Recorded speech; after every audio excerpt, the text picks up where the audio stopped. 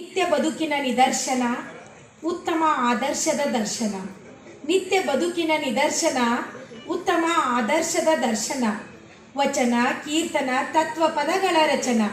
ಅನುಭಾವ ದರ್ಶನ, ದಾಸ ಸಾಹಿತ್ಯದ ನಯನ.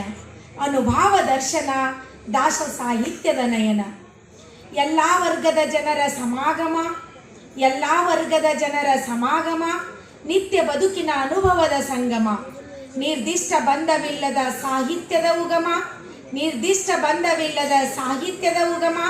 ಸಾಮಾಜಿಕ ಜಾಗೃತಿಯೇ ದಾಸ ಸಾಹಿತ್ಯದ ಮಾಧ್ಯಮ, ಸಾಮಾಜಿಕ ಜಾಗೃತಿಯೇ ದಾಸ ಸಾಹಿತ್ಯದ ಮಾಧ್ಯಮ.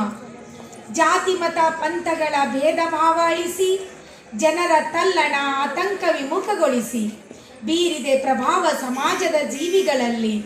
ಶುದ್ಧ ಸಮಾಜ ನಿರ್ಮಾಣವೇ ಪರಮ ಗುರಿಯಾಗಿ, ಶುದ್ಧ ಸಮಾಜ ನಿರ್ಮಾಣವೇ ಪರಮ ಗುರಿಯಾಗಿ.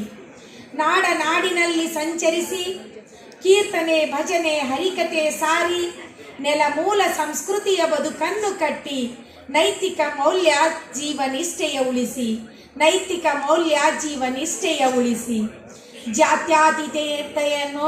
ಜಾತ್ಯತೀತತೆಯನ್ನು ಪ್ರತಿಪಾದಿಸುವ ಸಾಹಿತ್ಯ, ವಿಶ್ವ ಮಾನವ ಸಂದೇಶ ಸಾರುವ ಶ್ರೇಷ್ಠ ಸಾಹಿತ್ಯ.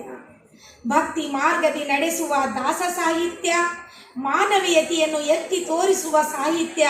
ಇದುವೇ ದಾಸ ಸಾಹಿತ್ಯ, ಇದುವೇ ದಾಸ ಸಾಹಿತ್ಯ. ಧನ್ಯವಾದಗಳು.